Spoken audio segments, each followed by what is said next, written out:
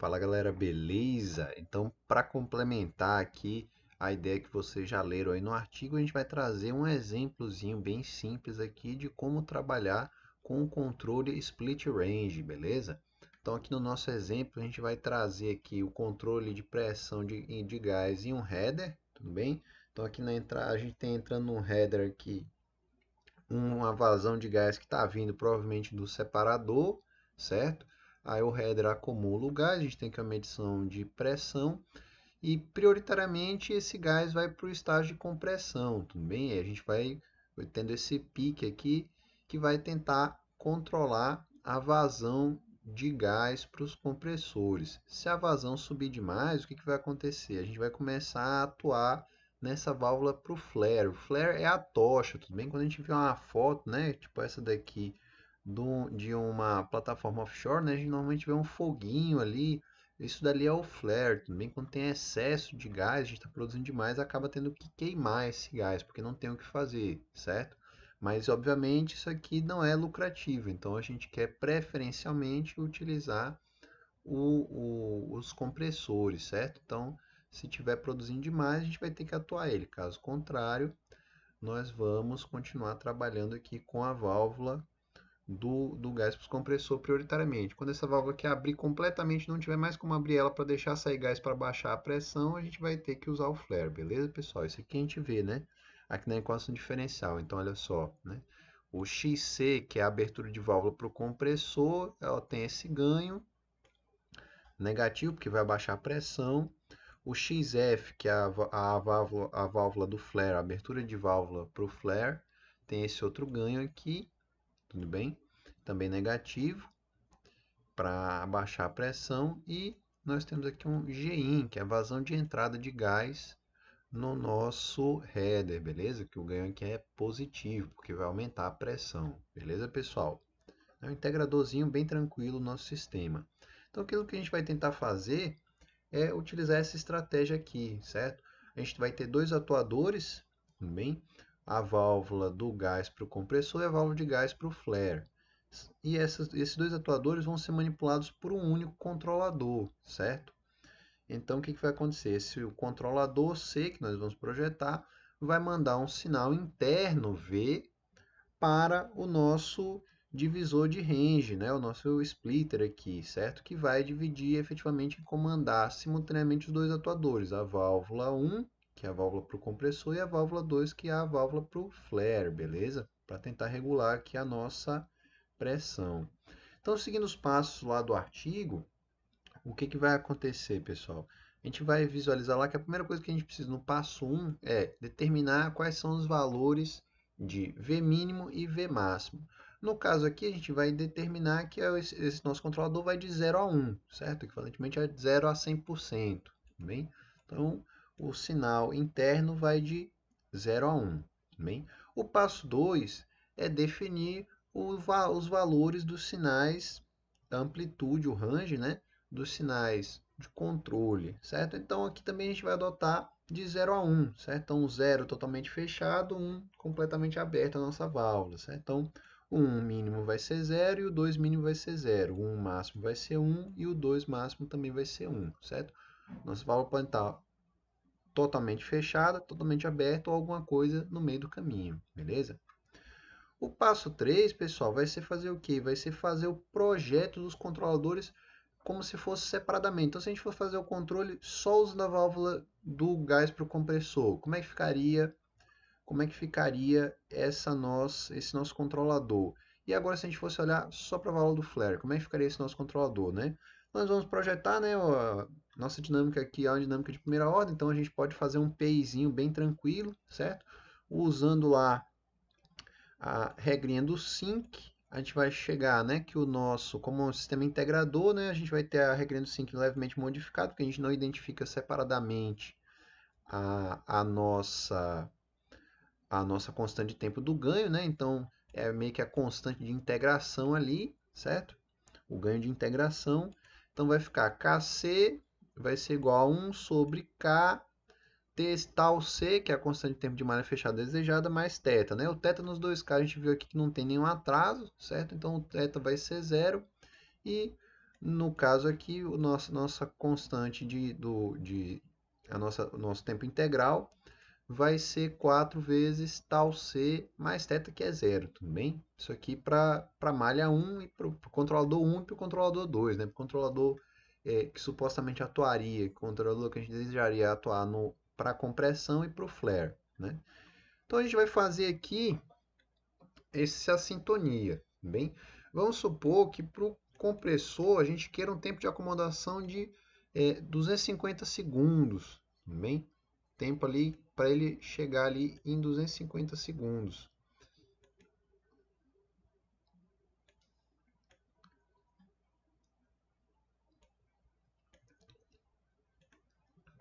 Vamos supor que a gente queira ali, pessoal, um tempo de acomodação de 200 segundos, então, para o nosso controlador do compressor.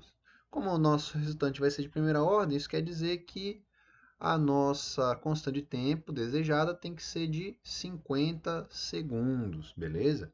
Então a gente vai colocar aqui, né? Então, o KC1, nosso ganho, é menos 0,002, a nossa constante de tempo desejada, e resolvendo aqui vai dar um ganho de menos 10.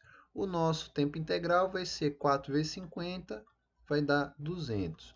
Já para o flare, a gente quer que ele responda mais rápido, porque o flare vai entrar numa situação um pouco mais crítica, né? Quando a gente já tiver excesso de pressão lá no nosso header. Então, o que a gente vai fazer?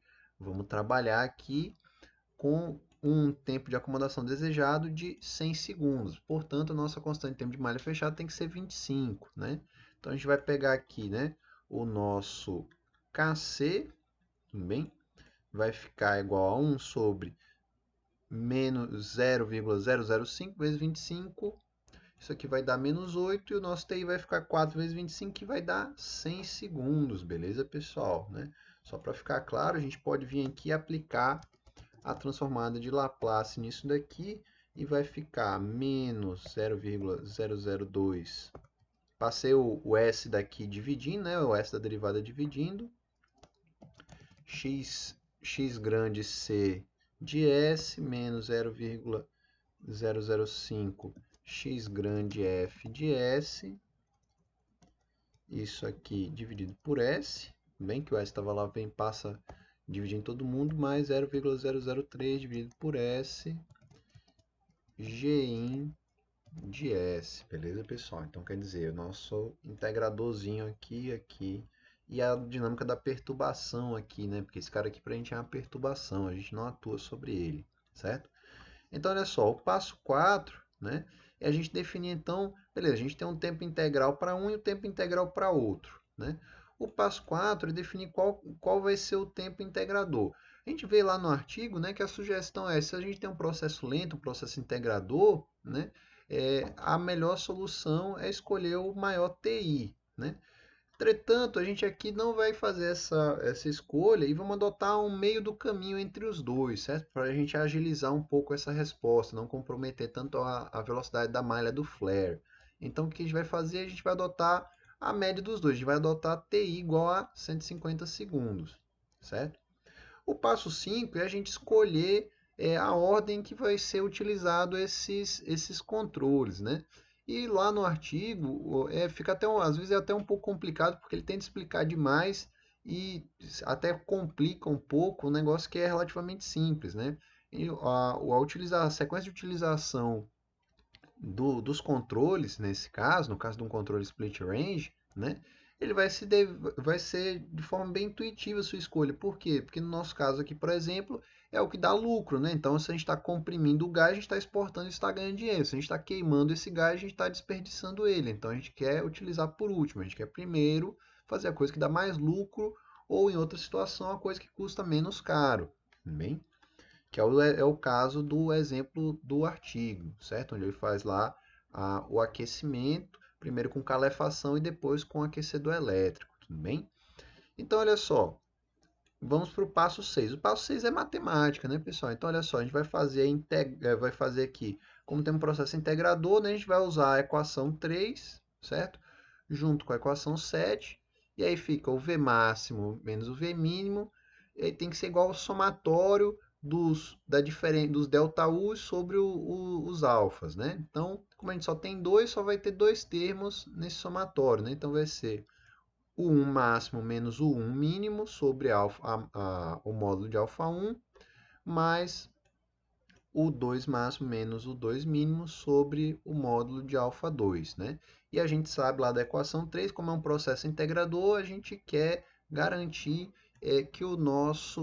que a gente use o alfa para ajustar o ganho relativo a cada um dos nossos controladores ali, bem? Cada um dos nossos atuadores. Então, o que vai acontecer? Pô, vamos substituir os valores, né? 1 menos 0 dá 1, 1 menos 0 dá 1 e 1 menos 0 dá 1. Beleza, isso aqui está fácil, né?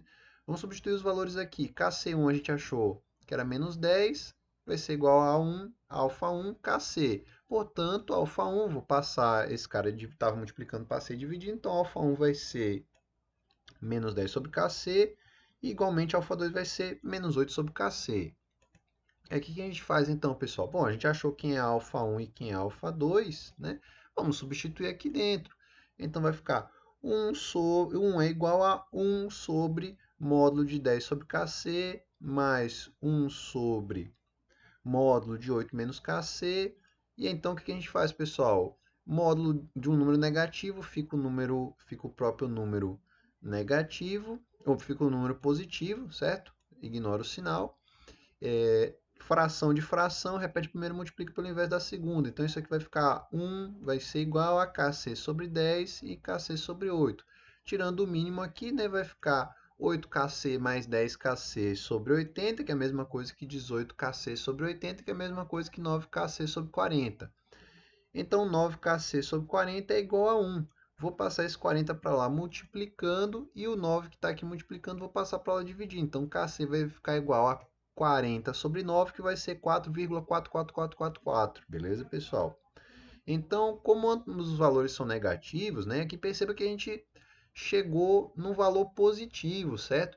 Mas faz sentido que o nosso ganho seja positivo, né? Se a gente tivesse um atuador que tivesse o ganho positivo, por exemplo, um desses caras aqui fosse positivo e o outro negativo, um com ação reversa e outro com ação direta, faria sentido a gente trabalhar com um ganho positivo ali, certo? Só que, como os nossos dois atuadores têm ação reversa, faz mais sentido a gente colocar direto, adotar direto um ganho negativo aqui, certo? Perceba que esse cara fica positivo, por quê? Justamente por causa do módulo aqui, tudo bem? Então, o que vai acontecer, né? Se a gente tiver um cara com ação direta e outro cara com ação reversa, o funcionamento deles vai ser determinado aqui na hora de a gente achar a inclinação das retas, tudo bem? Na hora de achar os alfas.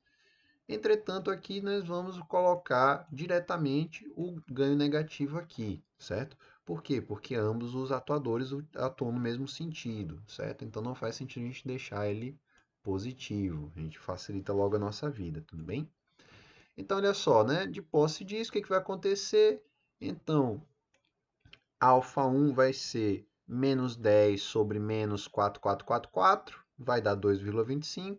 Alfa 2 vai ser menos 8 sobre menos 4,4444, que vai dar 1,8, certo? Então, achamos aqui o Kc do nosso controlador geral aqui, tudo bem? Desse controlador aqui, o nosso TI a gente tinha escolhido como a média 150, então a gente já tem a sintonia desse controlador C aqui. A gente também já tem agora a inclinação das retas, bem do nosso split range, certo? Falta a gente só achar o bias, tudo bem? Onde é que eles vão começar a atuar, né? Aquele V estrela que aparece no artigo, né?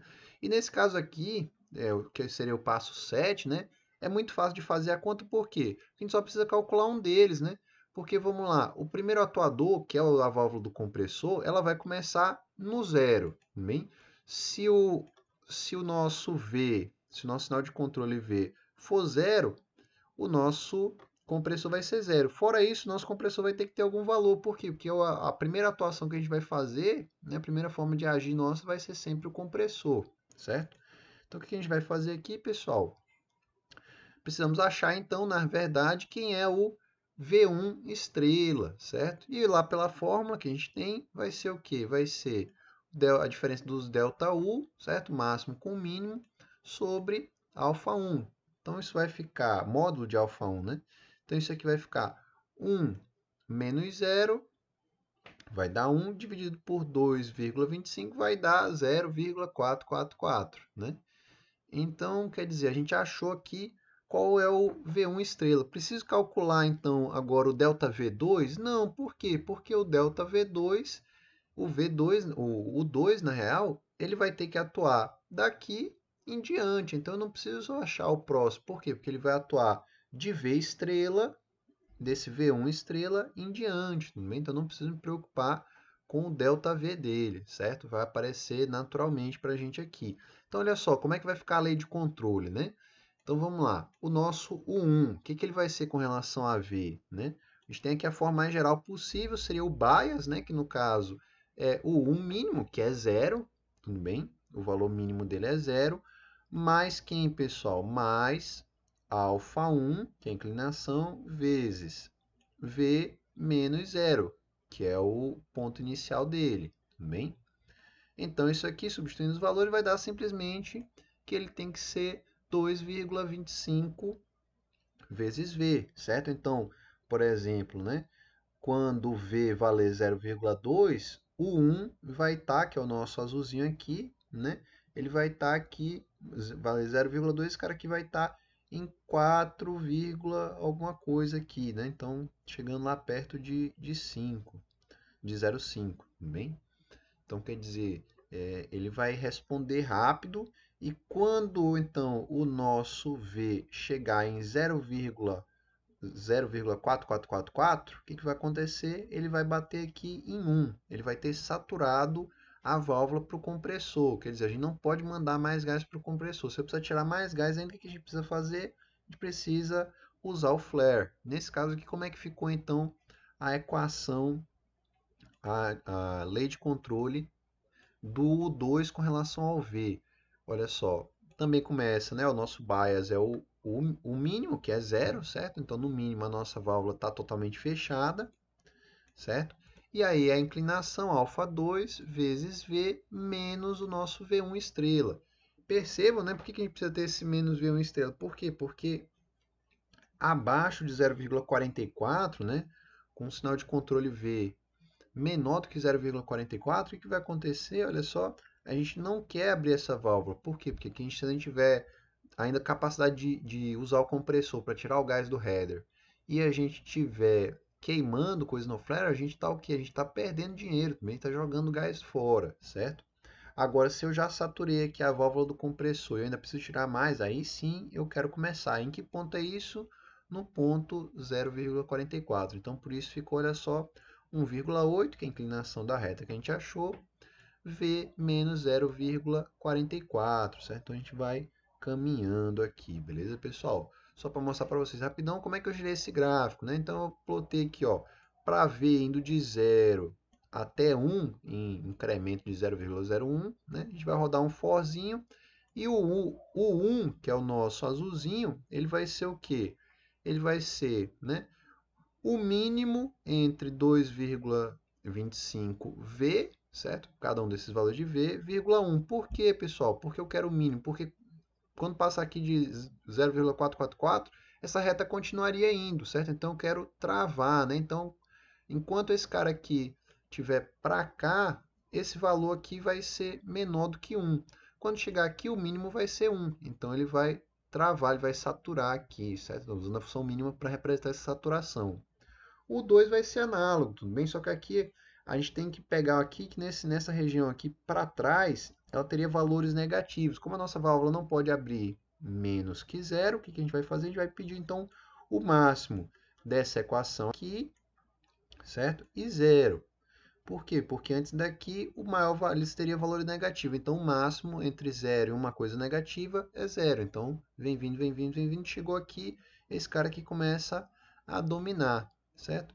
E a hora que ele chegou aqui, ele bateu. Se a gente fosse olhar ainda, né, a gente colocou ainda que o mínimo entre essa expressão toda aqui e 1. Por quê? Porque se a gente continuasse aqui ainda, né, essa reta sairia aqui, ela seria maior do que 1, mas como nossa válvula não pode abrir mais do que 100%, a gente saturaria ela aqui em 1, beleza? E aí só plotamos aqui, né? Demos um hold, plotamos o outro, colocamos o label aqui embaixo e do lado e demos um grid on, beleza, pessoal? Então, só para mostrar para vocês aqui a simulação, então, olha só, a gente tem aqui a dinâmica da nossa planta, tudo bem? Percebam que esse cara aqui está com ganho negativo, negativo, a perturbação é positiva aqui o nosso integrador, tudo bem? Então, aqui nós temos o PI que a gente sintonizou, certo? Com aquele nosso ganho que nós encontramos KC, bem? E a constante de tempo aqui de 150 segundos, tudo bem?